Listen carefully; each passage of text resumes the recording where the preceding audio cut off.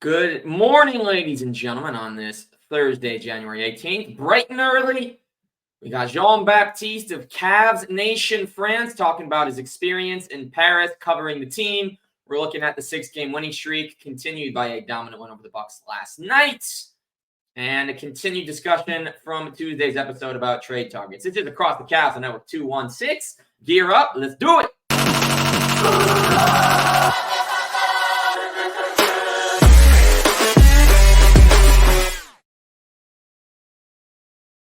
All right, here he is, Jean-Baptiste. A pleasure to bring you on, get the first international Cavs collab with France. We have had Cavs fans from overseas on before, but a pleasure to do this today. Really happy to be here. Thank you. I'm Jean-Baptiste, also known as Rehab on Twitter. I'm working. I'm on the Cavs Nation France project for like 2 years. We are like just passionate French fans, passionate about the games and about Cleveland, and we wanted to, just transmit our passion to the French fans. And so we wake up at 2 a.m. every night, look the games, send out news all day long, injuries, trade, everything, and it's a real pleasure to be able to talk to you today. And I'm going to throw you right on the spot. I wasn't planning on asking this question, John, but there have been, and neither of them had big careers, but 2 Cavs players from France all time. Can you name them? There's 2. French player who played on the Cavs? Yeah, I'm surprised. I didn't know either of these guys were French until I just pulled up the list of French NBA. Yeah, we have 2. To be fair, I didn't do my job, so... No, that's I don't have the name right now, but if you tell me, maybe I'll be like. So Jerome Moiso. Okay. He was very Michael Stewart. Michael Stewart, yeah, of course, I know him. I didn't know the first one. What was the time when they used to play for Cleveland? So I want to say Moiso might have overlapped LeBron. He was there. Yeah, he was there 04-05. He played 4 games. They got him. Okay. Yeah, 4 games. Okay. It was quick. Very quick. And then if we go Michael Stewart, he played for the Cavs 03-04. He played parts of. He was on the Cavs. Then he was in that big trade where we flipped Ricky Davis, got Tony Battie, Kedrick Brown, all those guys. So small, very, very brief tenure. Okay, very short experience. So I'm not that ashamed. Okay, that's fine. As you know me, you've seen me. I just love obscure questions, obscure facts, obscure trivia. That's nice to know. That's nice to know. And now you can tell everyone, hey, guess what I know. Guess what I learned before you. Nice. get that Cavs Nation France promotion. Nonetheless, that's okay. Right.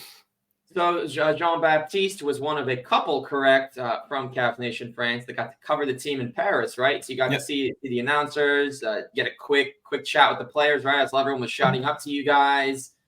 So what was the experience getting to do that in Paris last week? To be fair, it was really an absolutely magical moment. We were able to meet and talk with the Cavs communication director, Madison Phillips, who really is like a darling, a wonderful person. It's a shame we got there a bit late because since it was Cleveland's first road trip abroad, they were pretty busy too, stressed out, we felt like.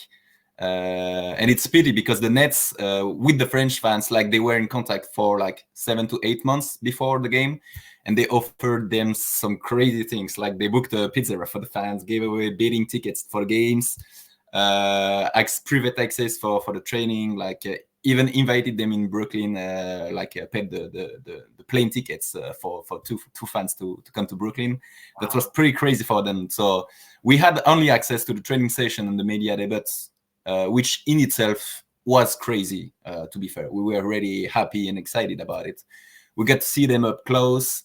We were 1 meter away from them.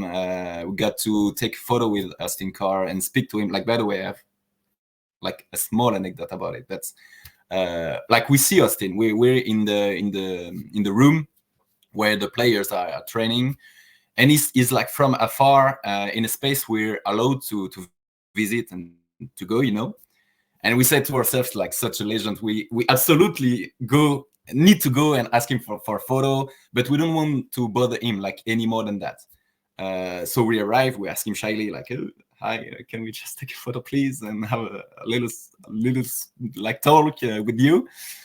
And like he stands up, like a big smile, tells us like, no worries guys, with pleasure, like comes and with the greatest of calms, like grabs us by the shoulder, big smile, and he starts talking to us about basketball, like cats, everything. And like it was really incredible. Like for like 5 minutes we spoke to him. He's really a great guy. Like we were as happy as kids, like and we really felt that he was kind and humble, like Austin Carr is a franchise legend, but is also like an extraordinary human being. So we were really happy to have that contact, And yeah, go ahead. I was gonna say, I'm really glad, and then I'll throw back to you, that you had that experience. I was at before the pandemic, when things are a little different. Back in, it was November of 2019. The Cavs weren't as good yet. So that I'm in the New Jersey, New York area. I'm not in Cleveland, as many might know, but I'll still always rock. It's always it's always Cleveland. But when I was at a game, I got to go down before. I tweeted them. I didn't know how this was going to work at a different stadium. It was at Madison Square Garden. I tweeted at John Michael and Austin Carr, and they both responded and said, "Yeah, come down before the game." Sure, because I'd met Fred McLeod, RIP, one of the best, and interviewed him the year prior to him passing. So I hadn't talked to John Michael. I thought it would be great to have a chance to talk to the new voice of the Cavs. Mm-hmm. Went down. It was quick. John Michael and I exchanged emails. He's come on the show a couple times. Wonderful guy. But Austin Carr, man, coolest thing. And I agree wholeheartedly with what you said about what a great person, what a nice guy he is. I went down. I told him how much I appreciated his catchphrases, and we just fully dapped it up right then and there. It was really, really cool. Because we've been watching him for such a long time, and he's been such a big part for both you and myself, right, of our Cavs identity, of just how he talks, his phrases. We repeat them when we're playing on our own, and it was an amazing experience to see that. Yeah, I'm glad you had the same.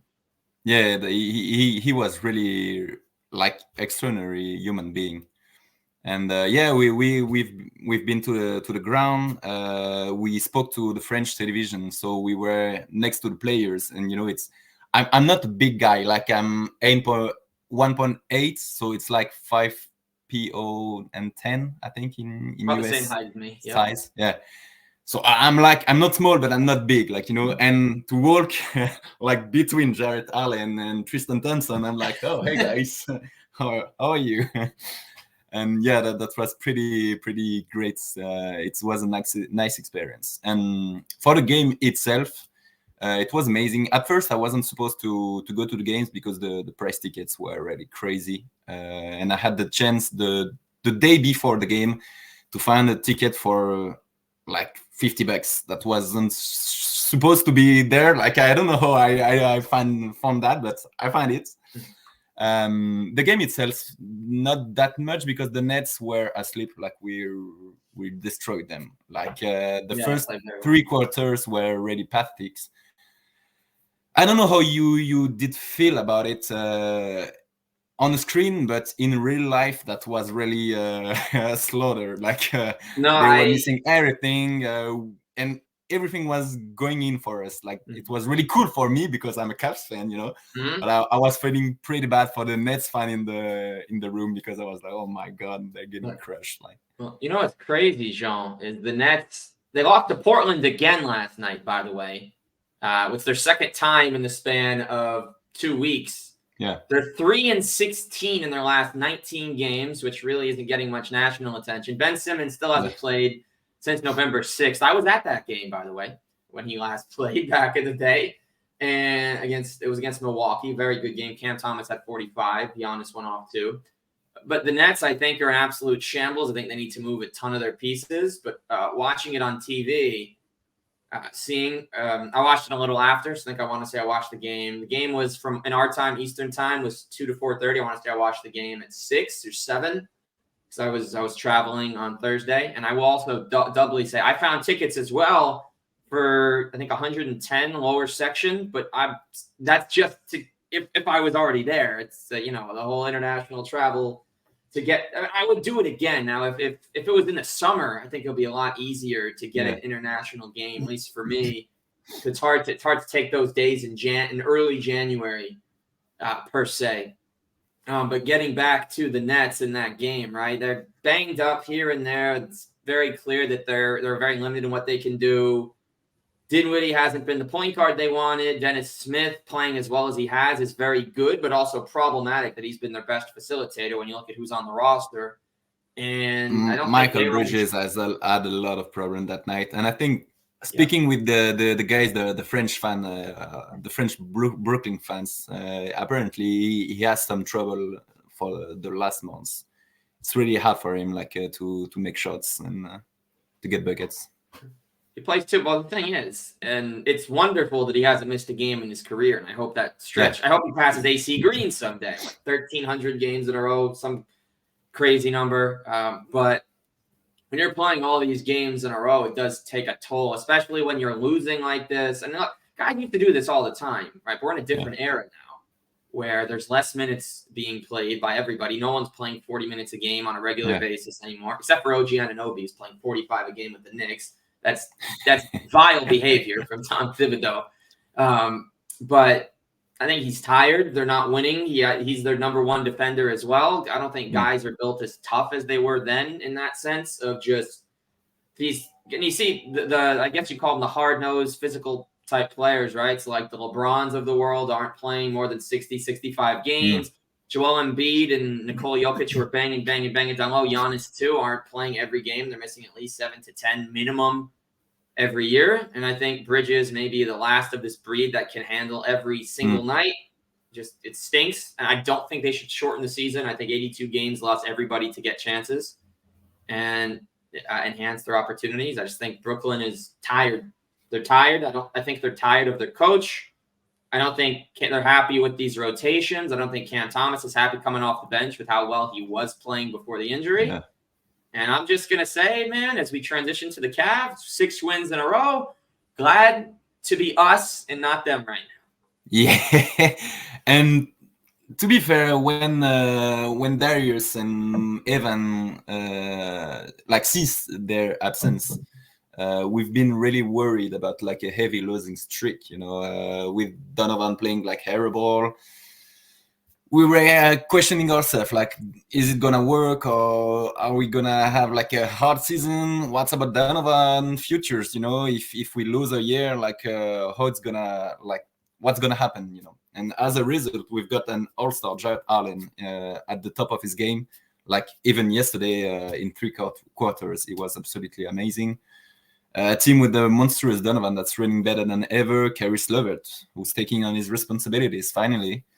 And I think we've got a whole ecosystem, if I may say so, that's running superbly, and that's given us the best record over the last 8 games, say 7, 6, 7, 8, I don't know. 6 right now. 6 wins. 6 right now. And that's crazy.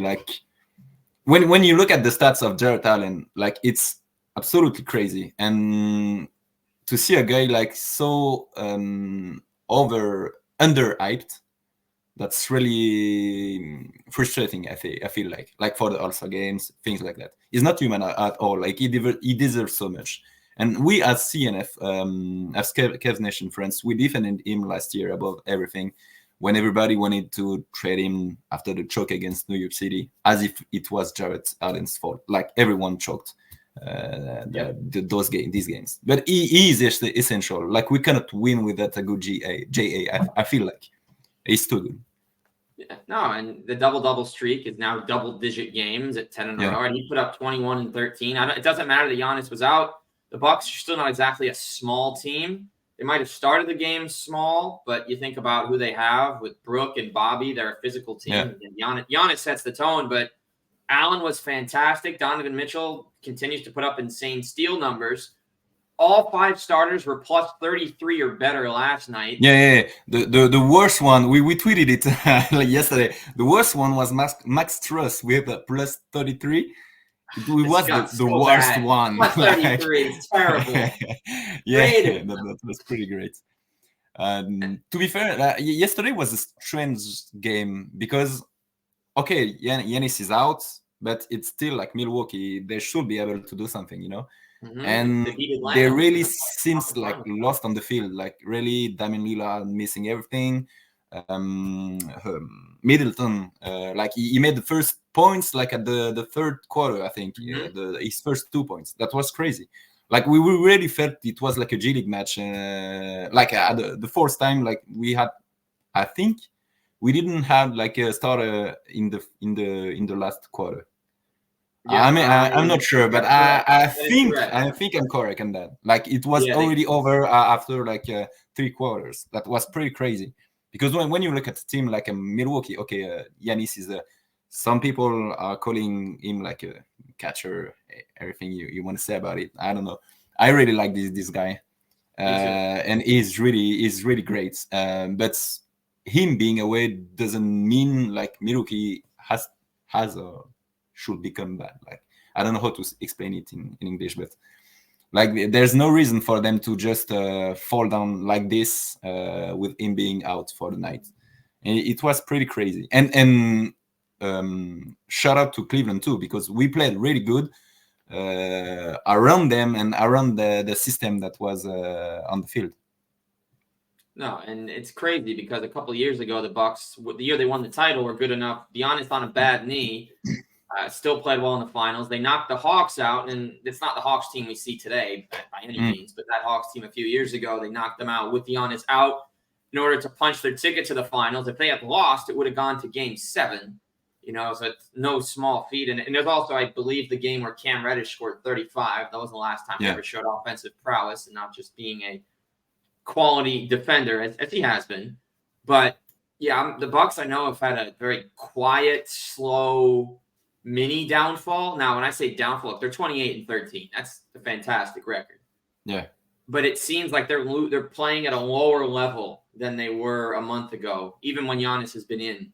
They've had a harder time. They're playing from behind more. They lost a few times to the Pacers. Pacers have been dominant. That was pre-Pascal.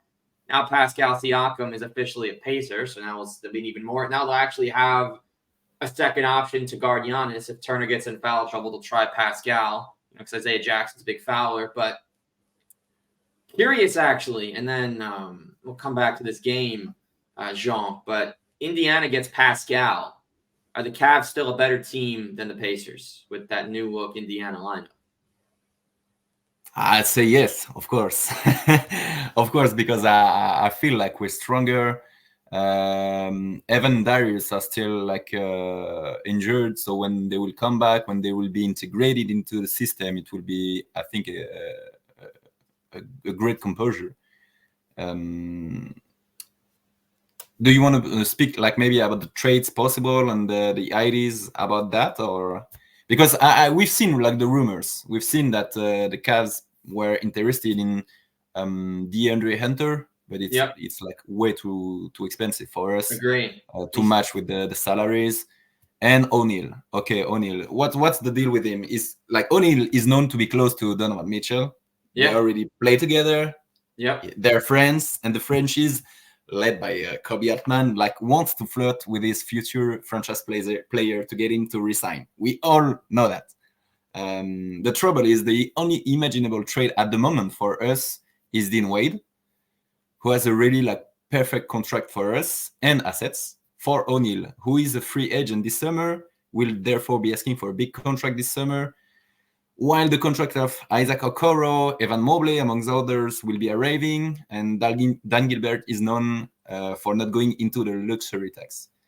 So there have been confirmations for the DeAndre Hunters too, but absorbing his contracts poses the same problems like with our cap, so it doesn't really matter, I'd say. So here's the problem. Dean Wade has become very interesting again. Like last year, he was pretty playing like ish. He's made a much better start this season. He's recovered well from his injury. He's got a contract that suits us, and he's a real asset coming off the bench. Or being titular, like he was a starter like last week in Paris. So the only solutions that seems obvious is a free agent, but I haven't seen anyone who could really add something to our rotation for a 3-and-D. Like I haven't looked at that much, but I don't know how we're gonna play around that. I feel like the loss of Ricky Rubio is really hurting us right now. But to be fair, I don't know what the Cavs can do right now with the assets we have, which are not that much, and the contracts that we need to pay like next year by the end of the season. Well, I think the other name that's been floated, and unless I would not do it because of what it takes, would be Wiggins. It's just if the Cavs had a bad contract they needed to move, I would actually welcome that because I'm aware that his numbers are down. But when he came back and obviously this Warriors team is pretty much finished. And obviously, rest in peace to their assistant coach, Dejan Milajevic. That was crazy, and they ended up within 24 hours of us first hearing the news, he'd already passed away. So hopefully everyone there is okay. But on the conversation of Wiggins, so I don't know if we ever got the answer of what he was dealing with last year, but he missed a couple of months for personal reasons. The Warriors were up and down, right? And then he comes back, and then they start playing very well. And I think what happened this year, they just got too many guys. So they had a good offseason, at least I thought, with Chris Paul, the draft, Pajemski, and Jackson Davis. But then it just seems like everything there is so crowded now with who needs touches, who needs that. So while it's still Steph and Clay, when Draymond was still in, and then you got Kuminga, you have Moody, you have so many different players that need touches to really play their game that I think he's just lacking touches. So he'll go 3 or 4 minutes without getting the ball now, just because also Chris Paul and Steph playing together, you lose that. So I think his value is still high, but because Steve Kerr has no idea how to make a rotation, it's changed every single game. I believe that 11 or 12 guys have started this year now. So, but my answer to the question, I was talking about this the other night too, is you really can't get one of these big names, at least outside of O'Neal, without moving the new contract of Strus, who I think has proven at his highs to be valuable enough to be here. I think Kobe do not want to trade Strus right now. Like, there's no reason, no points doing this. And same goes for Caris. Like last year, I was like, okay, we should like move Caris, find a good contract. Right now, I don't want it. It's like there's no reason to do that. Like for the chemistry of the team, for the contracts, which are good contracts, like there's absolutely no reason to destroy that. So I don't know what Kobe is gonna do. He's been really good last year to sneak in some trades with GA, for example. Donovan Mitchell coming out of nowhere, But so we'll just let him work, and we'll see what he's up to do, and what's gonna happen with the Cavs. But to be fair, from my point of view, I don't see who's gonna add something without losing too much for the team. Yep. So then, okay, my question for you on that then, Jean, is considering who the Cavs have, who's out there, in an ideal world, right? Let's say ideal world, right? You could have whatever you want essentially, but within reason.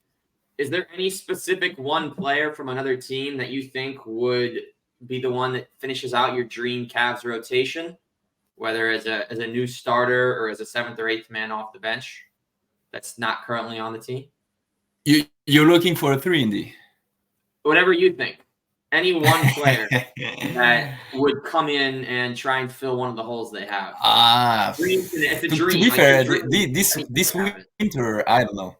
This winter, I don't know, because last year I was really mad about Robin Lopez. Like, really, really mad about him. Like, every game I was seeing him playing, I wanted to crush my screen, like, ready.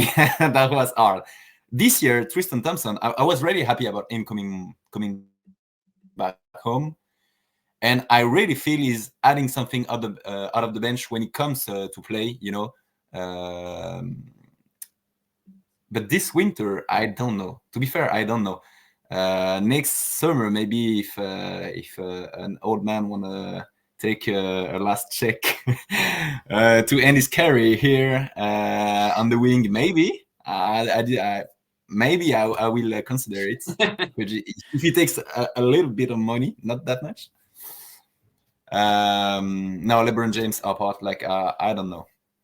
I really do like Royce O'Neal. Like when Mitchell got traded, and we were speaking about, okay, we need a 3 and we need someone to help him, putting threes and stuff like that. I was really like I was ready to give up on Caris, who had like up and downs, and take Royce O'Neal and see what's happening, But right now, it doesn't make that much sense.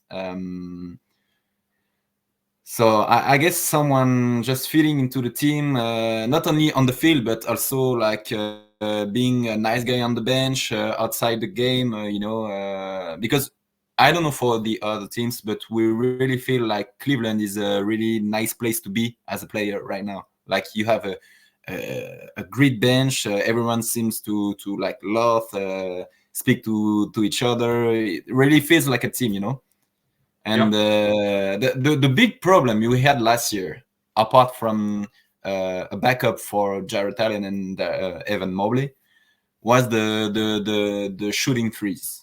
Right now we have Caris, which is really good. Who is really good? Sorry, Struss, who apparently is a really, really good player. I was kind of skeptic about him when we signed him. I mean, I wasn't. I was not happy about him coming, but I was just okay. But he's off the bench in Miami.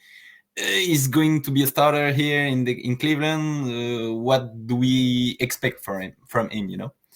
But it's been amazing until since the beginning of the year. George Niang, hard beginning of the year, but right now is on fire. Yesterday, like his biggest game ever, I feel like. We've got CPG coming out of nowhere. Like nobody was. I mean, there's one people who was asking for him. It's Guillaume, which is one of my co-CM, the crazy one who is living at night for the Cavs. He looked every games of the G League, and at the beginning of the G League, he told us like, okay, Craig Porter Jr. and Sam Merrill, you guys, we are gonna see them in the rotation this year if there's like some people wounded, anything like that. There you go. Like Sam Merrill too is really good at taking threes. Kind of hard the last 2 to 3 games, I feel like, but is really hitting a great percentage on threes too. Yeah. So yeah, that's it. I mean, we can add something, but it has to be a good deal. And I don't know if we have the assets and what we want. I'm sorry, I didn't answer really your question, but it's not like we absolutely need something. I think maybe we could have some help, but with the team playing like this, without Darius, without Evan, I feel like and with the experience of last year, like it was a shame to lose like that to the Knicks. We can lose to the Knicks, like it's just a game, but to lose like we did, it was hard to swallow, But I think they learned from it. And by the end of the year, we will see something else. I'm pretty sure. We will see. My personal solution would be go to the buyout market. Don't shake anything up. The locker room is as tight as ever. These guys love each other. I'd say you don't mess with it, at least not while you're winning. What's probably going to end up happening is Garland and Mobley aren't fully back and emerged till after the trade deadline. So you're not even going to know what you're putting a guy into because you're not fully healthy. But I'm content as well. 6 wins in a row speak for themselves. So I'd say eventually go to the buyout market. You'll have one raw, even when obviously Pete Nance just came over. So we'll see what ends up happening with him. I don't think he was around last night, but maybe he'll enter a game down the road. But that's my answer. That's my solution. And those are our thoughts. The game Yeah, the games coming are already gonna be hard. Like Yannis coming back, Atlanta, Clippers, Magic. I mean, not that much, but it's gonna be Magic like are a tough. good Magic test. are tough. Yeah, it's gonna be a good test. Agreed. We'll see. You got Paolo, you got Trey, you got 2 more Giannis's, and you got the Super Clippers who went 20-6 in their last 26 after starting 0-6 with Harden. Just took a little bit. It should be fun. The fun guy.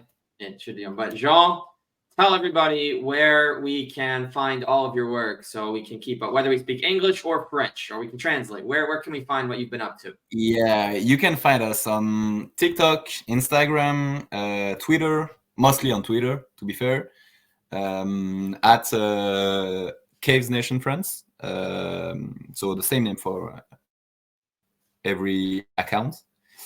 And yeah, as I said, we live tweet the game in France, but we most of the time we speak in English too with the Italian fans, Brazilian fans, US fans of the Cavs. We send out news all day long on trades, injuries, everything, in fact. And yeah, that's it. We're really glad to agglomerate different like cultures, different people from everywhere in the world who just wanted to speak about the Cavs. And yeah, that's it. And it's been like a pleasure to speak to you. Apparently, I'm the only bilingual CM, so they chose me to come and speak to you. But no, I'm joking. It was a pleasure. It was a pleasure. Really nice. Me too. He is Jean-Baptiste of Cavs Nation France. Zach Weiss with you as always. Make sure to check them out across the board at Cavs Nation France. You know where to find me at Across the Cavs on Instagram, at Across Cavs on Twitter. And if you want to get really fancy on LinkedIn, just search Across the Cavs. But he's Jean-Baptiste, Zach Weiss with you. We will see you next week. Peace.